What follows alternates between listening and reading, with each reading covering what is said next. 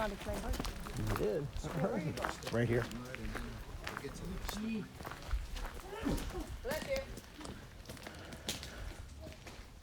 There, move.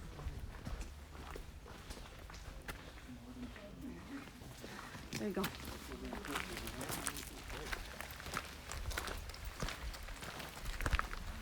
Can you all right on this hill here? Yep. Look, I found a heart.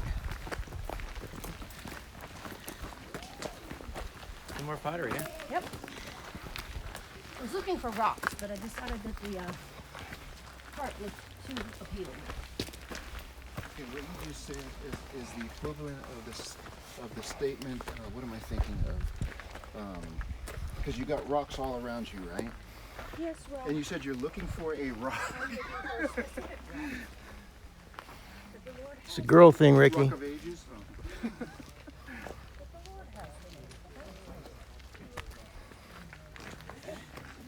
The special rock.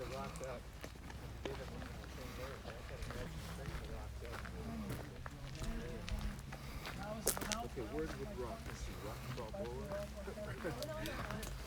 Rock of ages.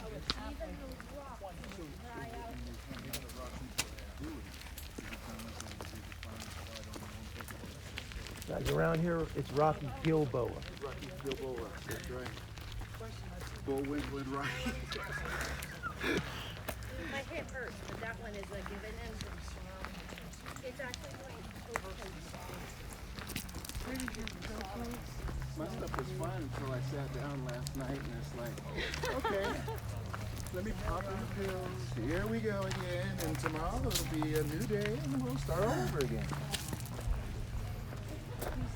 Yesterday when we sat down for lunch, I wasn't sure I was going to. What did you have? I snacked.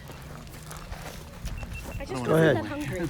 I had the fish, So did and he. it was good, but boy, it was 90%, exaggeration. It was more bones than meat. Yes, that's true.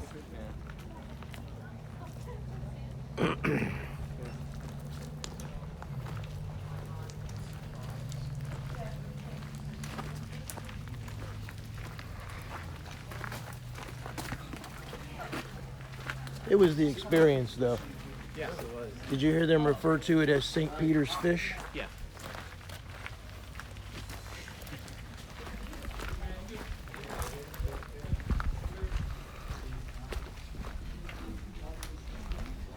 The beautiful tower, it says.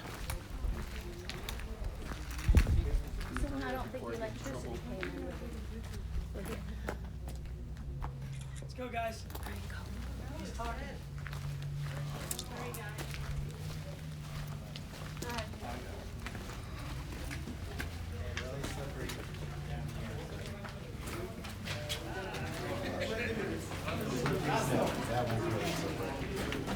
At least it was fun.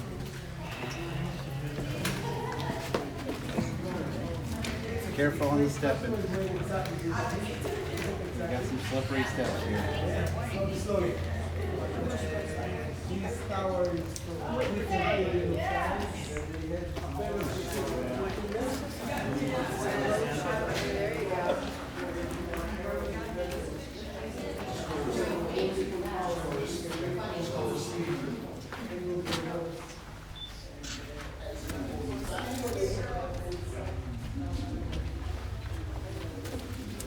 You may sit at my right.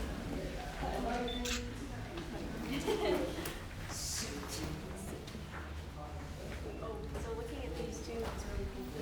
You can see like they're angled. So it looks like at some point this caved in. Okay, so we're in the southern watchtower, and as you can see, it's completely different from the tower that we saw before, because we're now in a completely different period of time. The Ayubans built this fortress, and we do know for a fact that they built it. They weren't here for a long time. By the way, not many people even know who were the Ayubans, because the Ayubans didn't almost have a decent chapter in history. They weren't here for a long time, there weren't too many people, so not a lot of people actually know who they were.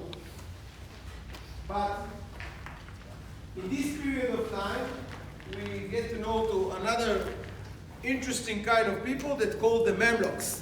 The Mamluks started away in an area called Turkmenistan, East Asia, starting their life as slaves.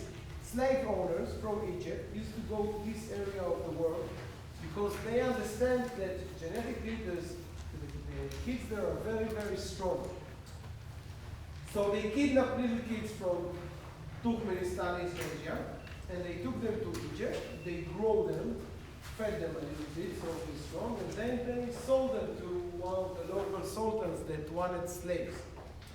But since they were Muslims, and basically, well, ISIS didn't hear about it, but basically, you're not allowed to have slaves according to the Muslim religion. So they call them Mamluks. Mamluks, the meaning of the word is maybe a shepherd, or maybe a go-to guy, or bring me what I need to do guy, or you can find any word you want, but just don't call them a slave. But they were slaves. They did anything the Sultan wanted, yes? What name did they give them? Mamluks. And the Mamluks that started their way here as slaves understood very, very fast that they're much stronger than the Ayyubids. And around the year 1260, there's something very interesting that happened in this fortress. One of the Mamluks here is called Baybars. Baybars later on in the year will be mentioned as one of the vicious leaders that existed in this area. Mentioned today as one of the even vicious leaders that existed in the world in a period of time of 300 years between 1260 to 1560. Baybars understand through the time that he's a slave that he's much stronger than his owners. And in 1260, something interesting happened here that the Mongolians arrived to this area. The Mongolians arriving to this area after conquering most of Europe. And the fact of the matter is that they were very, very tired and very, very hungry. But they were still Mongolians. People heard from far away that they're coming and they were very afraid of them. And when the Mongolian is crossing this fortress, the local leader, which wasn't the resistant one, he died already. He steps outside and he understands that they're very vicious and very strong. He doesn't want to do anything with them. Tell me, listen, I have a present for you, a fortress. The only thing I'm asking in return is to spare our life. If you won't kill us, we'll give you a fortress. Sounds like a decent deal to the time. But Baybars, the Mamluk, which was one of the Mamluks in this fortress, he understands that he has a unique opportunity to change history. And he decides to go to a battle against the Mongolians. This battle won't happen here. It happened about an hour of driving from here. And in this battle, Baybars beats the Mongolians. That was the first time in many, many years that someone managed to beat the Mongolians in battle. The truth was that they were just exhausted, but it doesn't matter. The history won't remember that they were exhausted. The history will remember that Baybars was the first one that beat the Mongolians in battle. It's called the Battle of Anjalud. And after this battle, he understands something. He understands that he was born for a reason. He was born to change history because he was born to start the Mamluk legacy that will rule this area for 300 years. Baybars ruled this whole area from Egypt and up to Syria. And the Mamluks of Baybars will rule here for 300 years from 1216 up to 1560. In the time that they're ruling this area, of course, they still need to make sure the road between Damascus and Accra will be safe for the sea to travel. But they're adding a lot of building to the fortress. And this is a watchtower that was built by the Mamluks. Now look around you. It's built in a much, much more impressive way than the other ones that we saw because they have a lot of time. They're not in a pressure to finish everything very fast. And if you look on the places where the archer will stand, look how accurate it is. How much effort they're making in building the exact right angle that the archer will stand with the bow and arch and aim where he needs to aim. It's a lot of effort in this building. They're not in a hurry anywhere. It doesn't matter if you take them 10 or 20 years, they will build the exact watchtower they need to do. And why do they do it? Because they understand that what they will build, that will be their legacy for the years to come. This is their business card. Nimrod fortress is the business card of the Netherlands. Half of Jerusalem is the business card of the Netherlands. Lion gates in Jerusalem, the meaning of the word Bibles, the name Bibles, in an old language called Turkachak, it means lion. And every place Bibles has come through history, he had a principle of stonemason. The only job he had in life is curving lions. And every place that he covered, he put a lion in the end of the face, so people know that that was Bibles' place. And the lion gates in Jerusalem are lions of Bibles. I'll show you another lion, the lion of Nimrod Fortress, in a few minutes. But a lot of what we see in Israel today, and all in all in this area of the Mediterranean, is man-made building. They made a lot of impact on this area. Bibles is mentioned in books, as I said before, as one of the most vicious leaders that existed in the area. He had a trademark. His trademark was to come to a place, to offer to the people to surrender. If they didn't surrender, after he won the battle, and Bibles never lost a battle in history until he died, he cut the head of all the leaders and put the head on a stick and put it in the entrance to the gate. And that was a mark of what happened to someone that didn't surrender to Bible.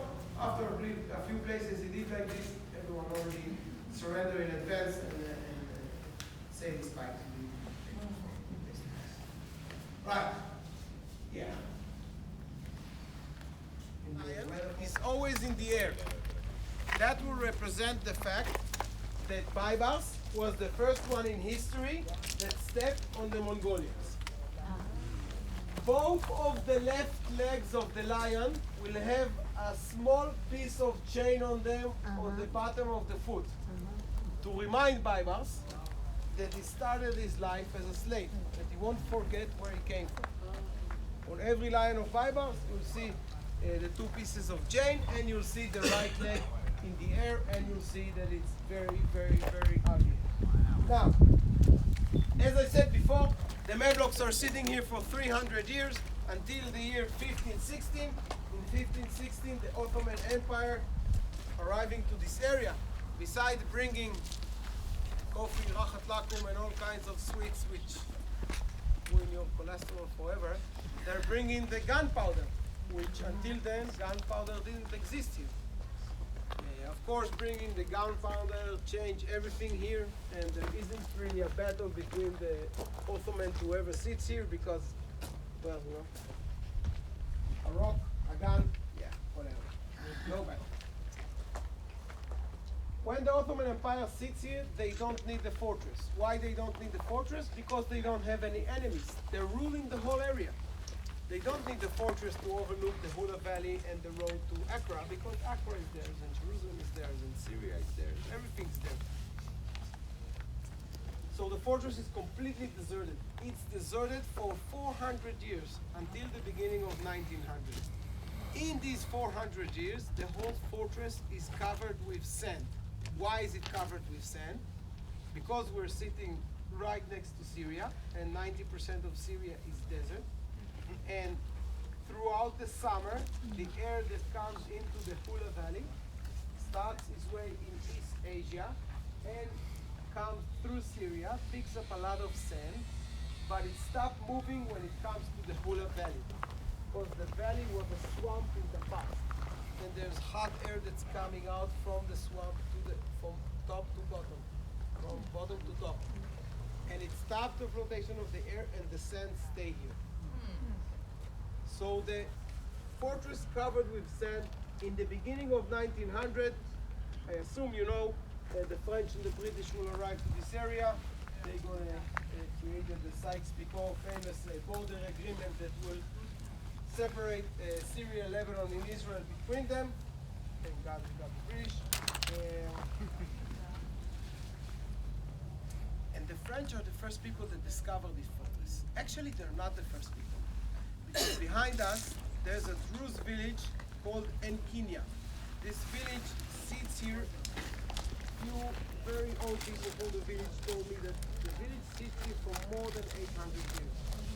Maroons that came from Lebanon built the beginning of this fort, and the goats of the people from the village that looking for a place to drink, finding one of the entrances to break a few walls and find themselves one of the water holes, the cisterns, and found themselves some water. And the Druze are the first people that actually discover this fortress. Why is it important? The Druze, as the same as the Jews, believe in the biblical story of Nimrod. Nimrod is in the Bible. He's mentioned, first of all, as one of the biggest men alive, and he's mentioned as someone that sat in the highest place of the area, which is here on the Hermon. It's written that he was sitting on the Hermon, and he was kneeling down, and with his hand he took a bit of water from the Palias and drank. Tried it a few times, doesn't work. And Nimrod was also very, very arrogant. He tries to rebel against God Almighty, and then eventually God decides that he will die and stay here.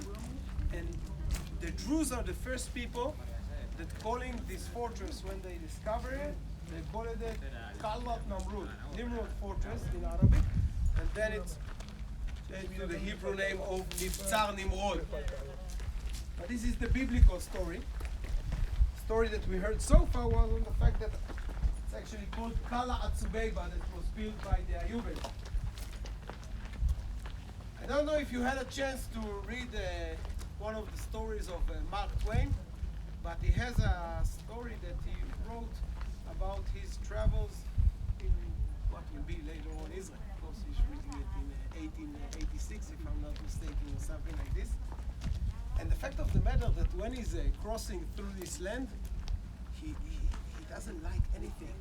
He gets bitten by mosquitoes around the Hedera swamps, and he doesn't like anything that he's seeing here. But one of the most interesting sentences he wrote in his book was when he comes and he sees Nimrod Fortress, and he's written, "This is one of the most beautiful pile of rocks that I saw in my life." And it's one of the only good things he wrote on the whole land of what will be later on Israel. I think he just suffered from way too many mosquito bites. He wrote it too. So there's a lot of very interesting stories and angles about this fortress. I tried in the end of the day to give you the best place I can serve, so you will have a bit of information of why it's in the middle of, well, for us in the middle. For my opinion, I live in the middle of the world. Everyone else is just a bit to the side from the middle of the world. Why in the edge or the middle there's an impressive fortress that sits overlooking the whole Hula Valley. So first of all, I hope you enjoy this tour. Give you a bit of interesting perspective of enjoy the rest of your stay in Israel. Thank you very, very much. Great job. Thank you.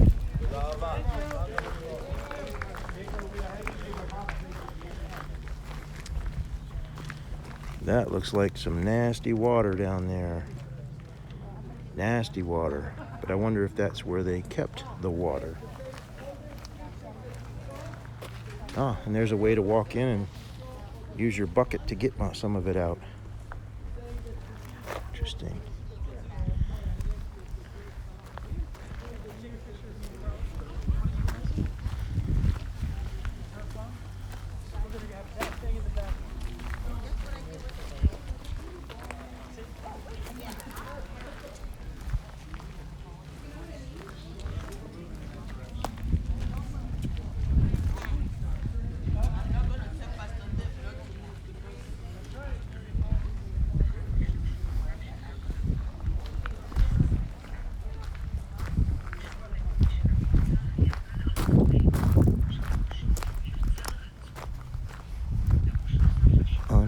unbelievable view from up here.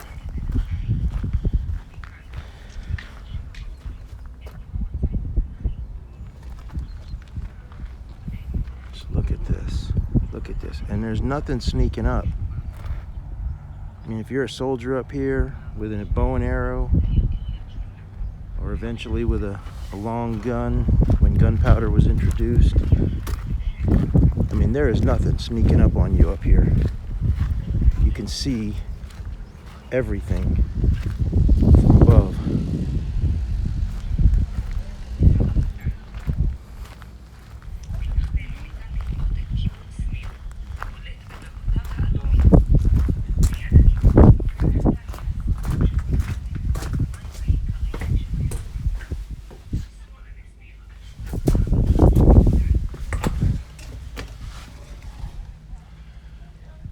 Even the ramp up to the place.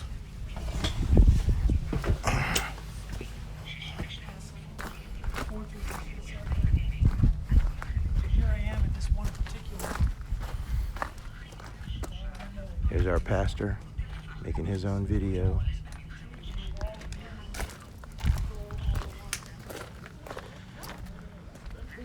This place is just huge. He told us there was 4.5 miles of wall around this place. It was nothing but a military installation. No comfort whatsoever. Not designed for comfort. Just designed for military.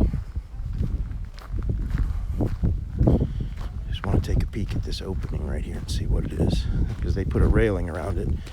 That looks like, look at that.